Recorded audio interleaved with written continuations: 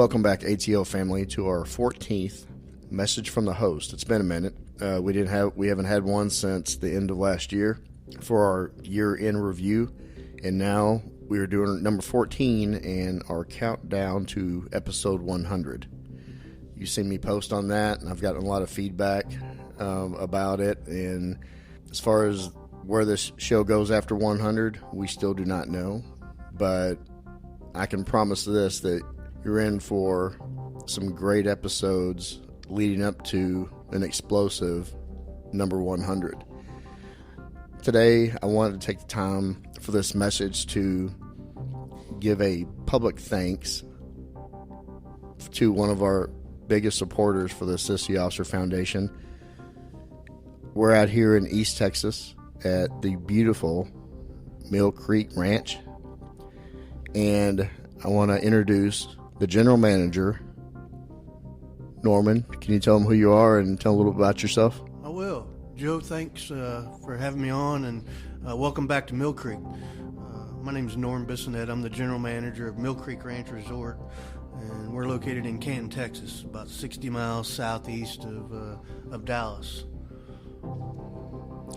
So you have a long history with supporting the Sissy Officer Foundation, and we're going to get into some events that we have here throughout the year. And we have an upcoming event that's just under a month out. But can you talk about the history of this resort? I sure can. What I'd like to kind of do is give you a little background about me. Okay, and perfect. then I can lead into why I'm here at Mill Creek. My wife Leslie and I, we're going to be celebrating our 40th wedding anniversary this August. Congratulations! And we have 2 wonderful adult daughters and 5 grandkids. I'm a retired detective from Johnson County, Kansas Sheriff's Office. I served 30 years in law enforcement with 3 different agencies, the last being with the Johnson County Sheriff's Office. And over those 30 years, I originally started out as a reserve police officer prior to becoming a certified law enforcement officer. Ironically, both my father and my grandfather were in law enforcement. My first full-time law enforcement position was with the Wellsville, Kansas Police Department, a little 3-man police department located about 50 miles from the Kansas-Missouri state line. During my career, I worked for one of the last public safety departments in Kansas, the Gardner Department of Public Safety. While I was there, I was a sergeant on the police side in the patrol division, and I was a captain on the fire side in the fire division, and then a first responder for the EMS division.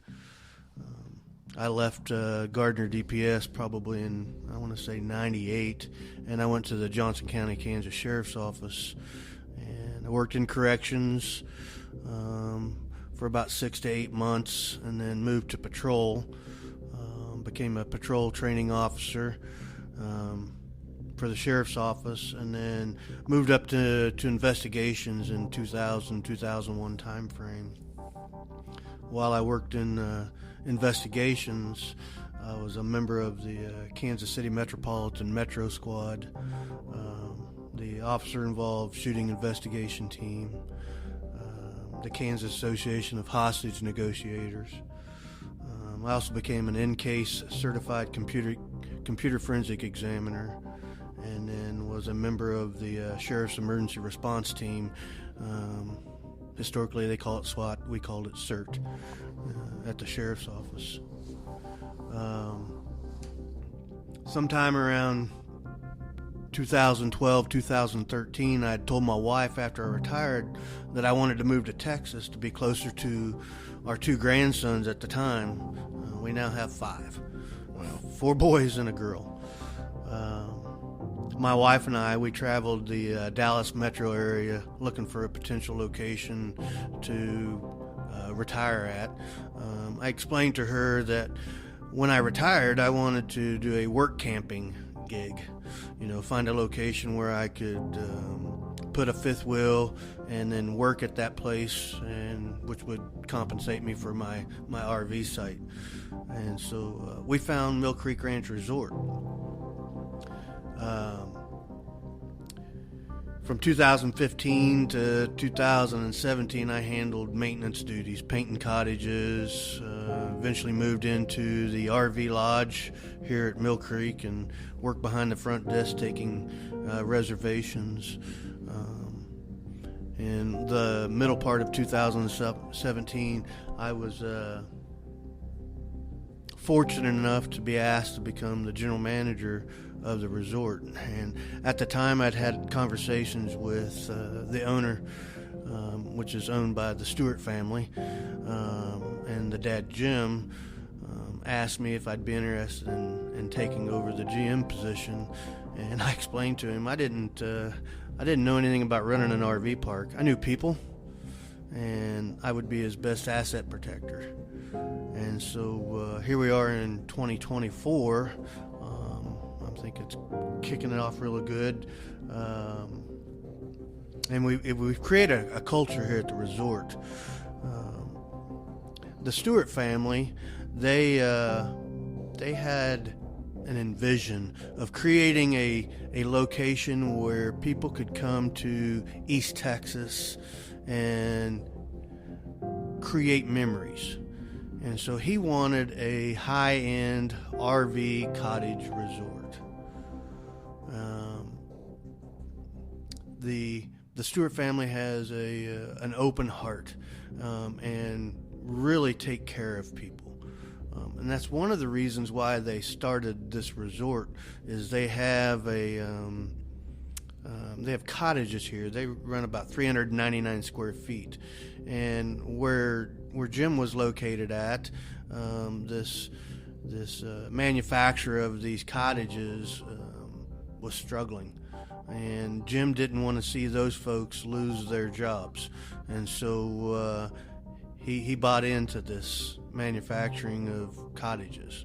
And so then he thought, we got to have a place to be able to rent these things. And so he started buying land here in Canton, and that's really how the resort developed.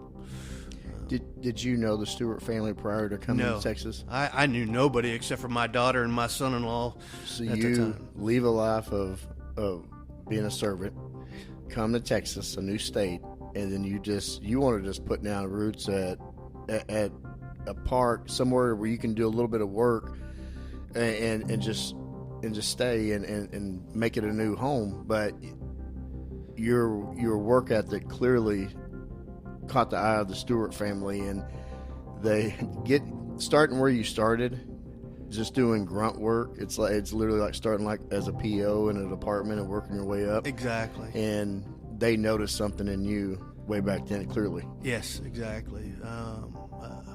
I'm treated as one of the family, which is really important because I've lost both my parents.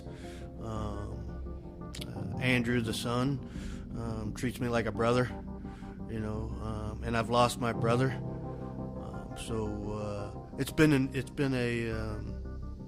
a blessing for our family because we consider this our home. We sold our house at 25 years and moved into a fifth wheel, and that's currently where we're at. Little did you know you're going to find a new family in Texas. Exactly. In Canton, Texas. Exactly.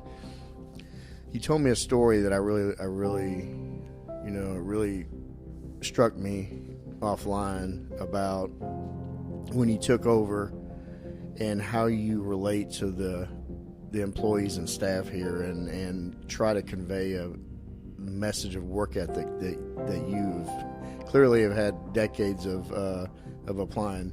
Can you tell that story about the boots? Yeah, I'll share that.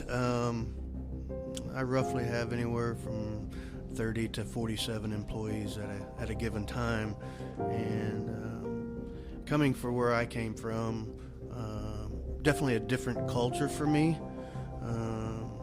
And nothing against the folks that were here. Work ethic was different than what I was accustomed to from being in law enforcement. There was a time we celebrate Employee of the Months, and so we had an Employee of the Month meeting, and think there was some topics that have been brought up about loyalty and people not getting along or having each other's back within the staff. And so I brought a pair of my law enforcement boots, and I set them in the middle of the conference room before the staff arrived. And as they were gathering around tables to sit down for the employee party, I could see them saying, "Whose boots are those? Whose boots are those?" And so when I started to talk, I talked about my responsibilities to the resort and wearing my Mill Creek work boots, the ones that I had on. And then I transitioned over to why it's important to come to work, why it's important to have loyalty in what you're doing, because it gives you the self-worth of who you are. It's a buy-in process of trying to get folks to understand that it's not all about money. It's about commitment. And so I gave them some stories of my law enforcement boots, and I pointed them out, and I picked them up, and I explained to them about there's more that goes on in this world than what we realize. I gave them some examples of some officer-involved shootings, some real personal contacts with child victims, and I let them know that there's a community out there of folks that just want to have a sense of belonging, and I wanted them to have that if they wanted to work here at Mill Creek, that sense of belonging, that I understand life, and I get that we all struggle at different times, and I wanted them to have that opportunity to hear that from me, so that they knew that this is a great place for them to be. And some of them would buy in, and some of them wouldn't. So it's kind of like the old phrase, you're either on the bus or you're not on the bus.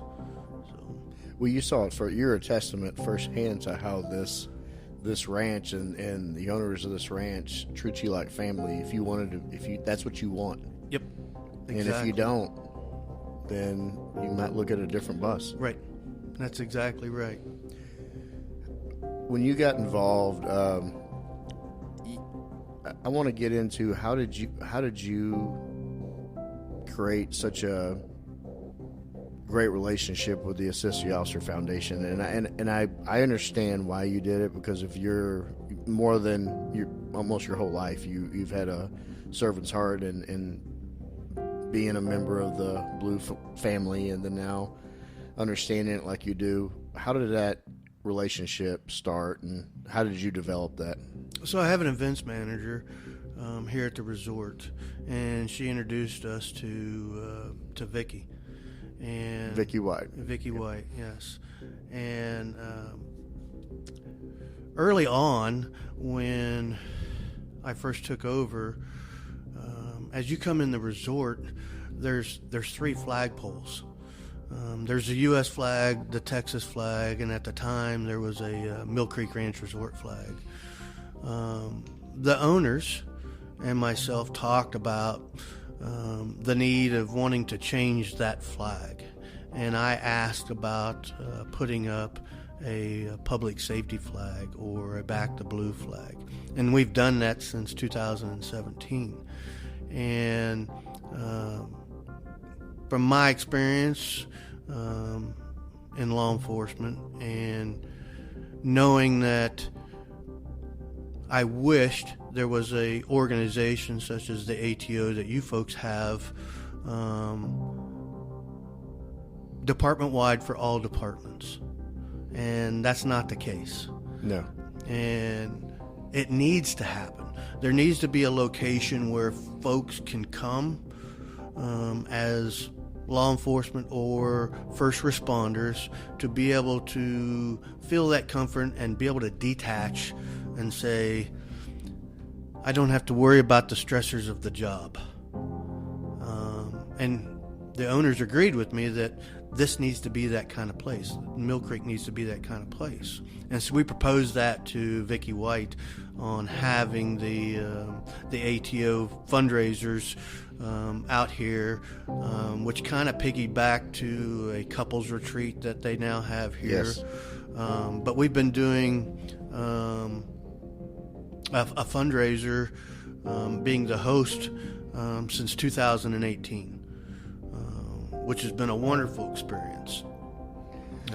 Definitely my bloodline of wanting to do something for our sisters and brothers in the blue or in the first responder field is deep. Well, we appreciate the Stewart family for recognizing that too, and just saying, yeah, you know what, we do. Because there's a lot of organizations, I deal with a lot of organizations that support the Assist the Officer Foundation, or they support the police and fire, but from the shadows and from the distance. Right. And we just can't talk about publicly where you got this from. We love you, we know we need you, but we can't publicly go forward with this, in this day and age. Yeah, we even did a thing when COVID first came in March of 19. We were fortunate enough from the Stewarts that we kept all our staff on, and then what we did was we became a location for public safety or first responders to be able to quarantine. Oh, wow. And so we've had officers from the metro area that had to quarantine out here, local officers that had to quarantine, firefighters, EMS folks.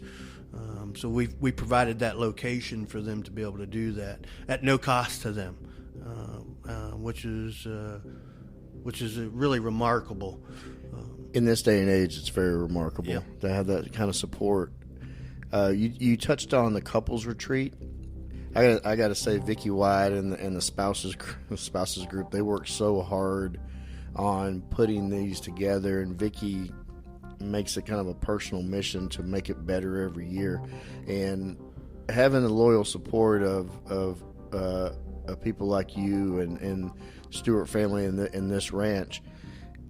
We just had it about a month ago, a few weeks ago. Yeah, we normally do it around Valentine's Day. Yep, it was Valentine's Day weekend actually, and it, man, and the feedback we've gotten, just they hit it out of the park, and she's already planning for the next one for Wonderful. Next year. Yeah, I was talking with Christy Powell, my events manager, yesterday about that, in fact. And the first year we had 5 cottages that were occupied by the couples retreat. This last Valentine's weekend we had 27 cottages. So it's just grown. Well, Vicki, being a wife of a longtime first responder, and Lance, she understands and you know this as well, the family has to be involved. They got to be involved. They got to be supported. That way they can support. And they need to have education on the actual job and what the first responder goes through to know how to navigate that, because it's not easy, to be a spouse of a first responder, and because there are a lot of bad days. Yeah, back to the why, it's kind of why we support the foundation the way that we do. The Stewart family, who share that same passion, as you mentioned,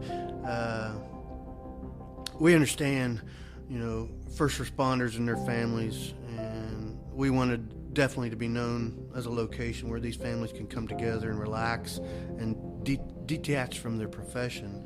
It takes a special kind of individual to get into public safety. It really does. And during my law enforcement career, I've definitely witnessed and experienced life-altering situations that affected first responders. Being in that public safety field, it's often more than a job, or a career. It becomes your identity. And we want our folks with that identity to have a location that they can come and relax. Speaking of that identity, and everybody, it seems like when they're starting, after 5 to 10 years of being in it, you're already thinking about a timeline of, I'm looking forward to retiring and getting away from it, traveling, fishing, hunting, doing another job, whatever you want to do. But that is an identity that you take on and you live it, and your family has to live it as well. Sometimes they could be a casualty of your trauma. Yep. Whenever you decided to finally, after over 3 decades of doing it, how hard was it for you to take away that identity? I struggled the first 2 years after I retired. And it's ironic that you bring this question up. So I've had some friends within the last 2 weeks from my department back in Kansas arrive here at Mill Creek Ranch Resort, both of which have retired, and just recently. And one of the things I explained to them was the identity part never goes away, but there is life after law enforcement. And that's what it's taken me to be able to get myself into a position of staying busy. I've had fellow officers who have retired and either taken their own life shortly after retirement just because of personal stressors. It took me 2 years, at least 2 years after I retired, to go, there's life after law enforcement, and there's so many more good people than there are bad, even in today's society. And for our future officers that are now coming on board, it's a different world for them. For me, when I thought about retirement, I had just tested for sergeant. Fortunately for me, I was able to look at the numbers and go, boom, it's time for me to step away. Whenever you made that decision, I know you came up here for the grandkids. What kind of fear was that, though, to leave all you've known in a state that you still love? I'm looking around your room here and I see Chiefs and Jayhawks, so that is a big step to not only shed this identity of being an officer and a servant, to go to another state of really a lot of unknowns. That whole, that I said earlier, that it takes a special kind. I don't think you ever get rid of that brother or sisterhood of being in law enforcement, especially if you're in it for a long period of time. You go from spending the majority of your life with those folks and not your family because of the hours and the demands of that profession. And it's hard to comprehend that if you haven't experienced it, if you've never been in law enforcement. And I know most of our listeners are probably within that group. And for those folks that are contemplating retirement or what have you, know there's an adjustment period for that retirement. There's that bond that you've built with those folks. And fortunately for me, most of those folks that I had that bond with are now also retired. But what a education it was for me to really grasp of not having those guys or gals around all the time. Totally different moving out of state. I was born and raised in Kansas. Most folks that are in our profession or that were in our profession, I don't say that are loners, but we are self-aware of our surroundings. And so I don't socialize a bunch, but I make a commitment to the staff that I have, of showing it's okay to be human and to have the work ethic that you want to have, create that family culture here to where when you get here, you've got that comfort level. I don't want folks to leave, when they're looking for a job. I'd rather them want to stay because of the culture. So it took me 2 years. It was a huge adjustment. I still feel like I lived the cop's life, for my surroundings. But yeah, there's definitely an adjustment period. Well, the connectivity that you really, everybody craves some kind of connection in the connectivity to people that they know. And cops, first responders. Now you have a new home, a new state, and a new mission and why, and with this ranch, and I think it's amazing what you're doing here in the culture you're establishing here, because the family culture. You know your own family, but you also know the first responder family culture, and that's what, and a lot goes into that, including work ethic, loyalty, brotherhood and sisterhood, and it's really nice to see that you're providing that for your staff to know that they are family first. And I owe all of that to my background and how I was trained, how I, all the trainings that you go through, and I try to pass that on to the folks here, because I want it to be a place where they feel comfortable coming to work. And they enjoy it. Yes, yeah, that's the main thing. They have that self pride of ownership. Like they own this. Starting any organization or new task, you're going to have a lot of challenges, some hard, some some fairly easy transitions.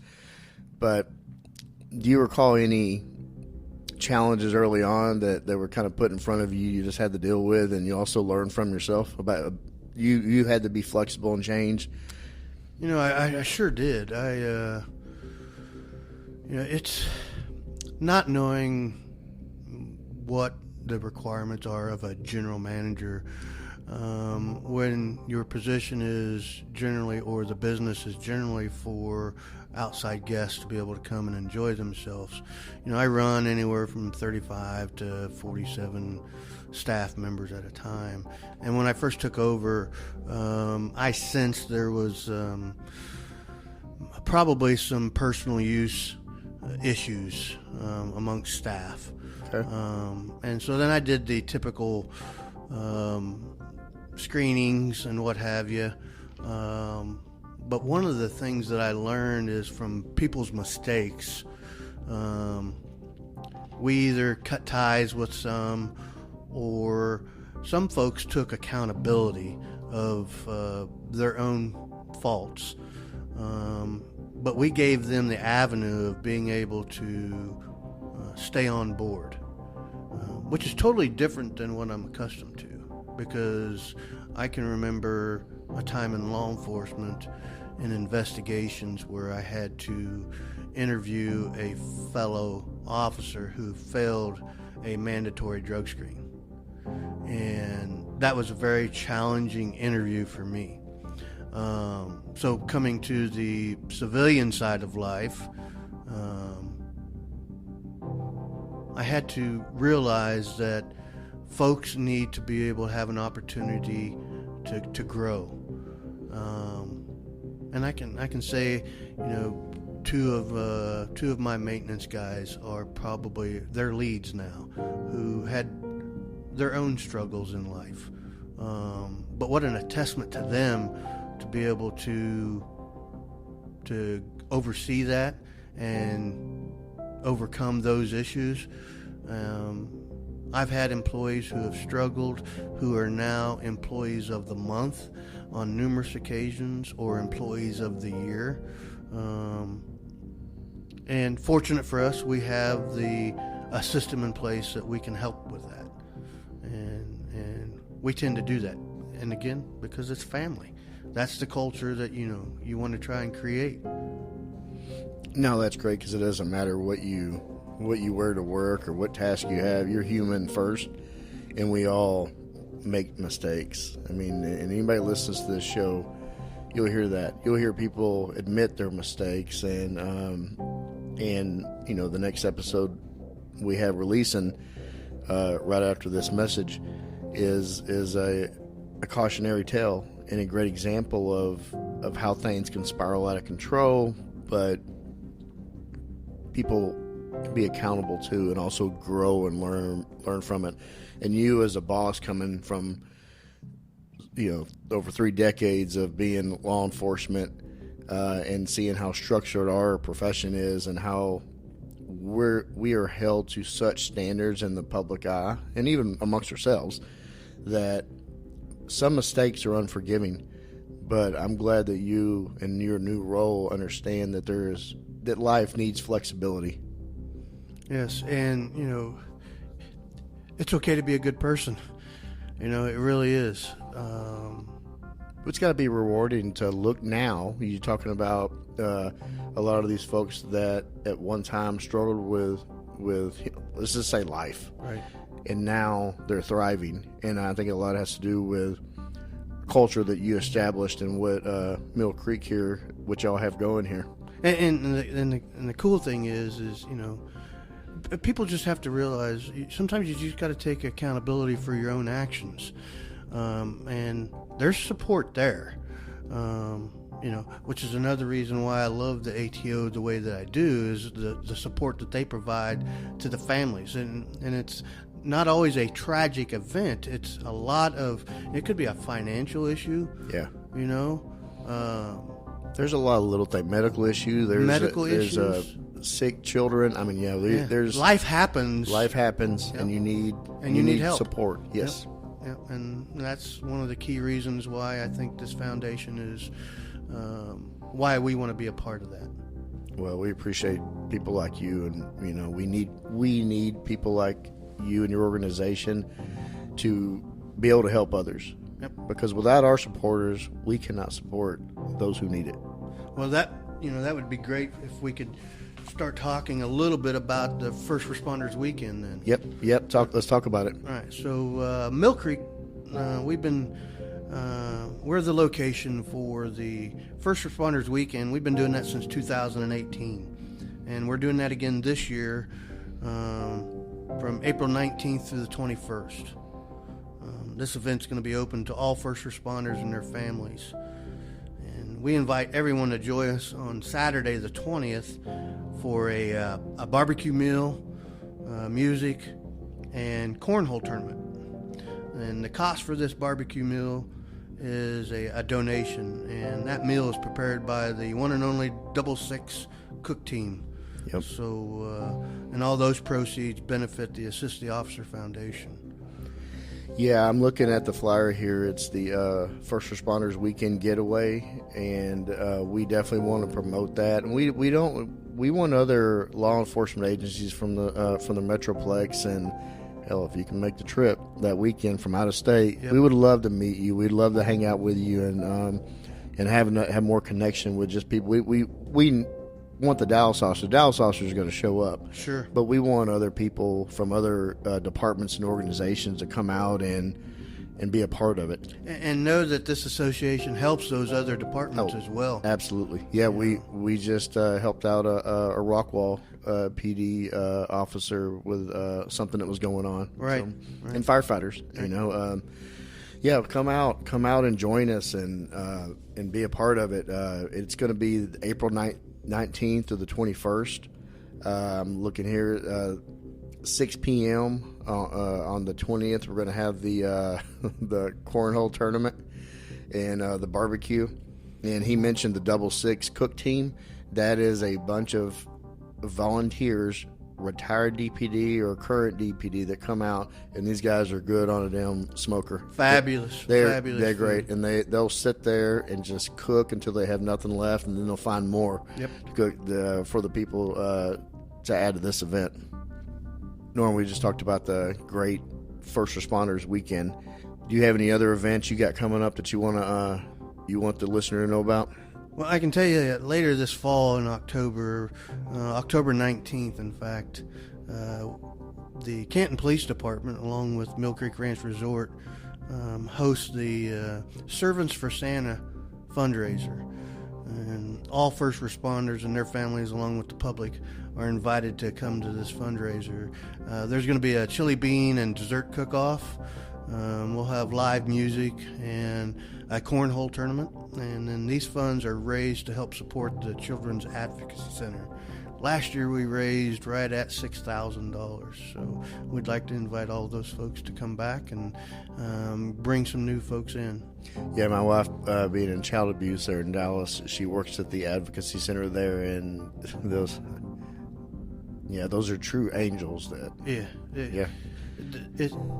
Back in Kansas, they call it the Sunflower House, and so it's just it's a whole different world for those folks, and they need supported as well. Absolutely. So I want to leave the listener with a lasting impression of Mill Creek Ranch. Can you help us out with that? You bet. On behalf of the Stewart family and my entire staff, I want to have folks come to Mill Creek Ranch Resort to create memories, and that's what we're in the business for. This is a location for you guys to come and relax and enjoy the fellowship of your fellow brothers and sisters in the public safety field. It's a family atmosphere. I have on staff, I've got fathers and daughters and son-in-laws working. My wife Les and my youngest daughter Britt and my daughter-in-law Jess, my oldest daughter Monica, and my son-in-law Eric. They're all a part of this family atmosphere. We use extended families. We have, like Christy Powell, our events manager. We'll use her family as well to help out during events. I've got a housekeeping manager, Diane, and her sister Kathy that work here. I've got some folks in my maintenance department that are relatives to each other, and that department's run by a great guy by Gary Barber, and all of our hope is that people can come and enjoy themselves, and you can have a location to where this is a place of family. And I know that you can talk to any one of my managers, whether it be Maria at the front desk or Susan in the office. There's not a person here that you couldn't talk to that would make you feel like you're part of the family. Thank you so much for the support you have for the ATO and for all first responders and their families. It's greatly appreciated, and I look forward to being out here for the first responders getaway weekend, and also any other future events. And if you need anything from ATO or Dallas PD, you have my phone number. Well, I appreciate you being back, and we're excited to have everybody come back, and hopefully the weather will be cooperative. I know we've had a couple of years where it's not, but we've still had a very good time, and it's for a great cause.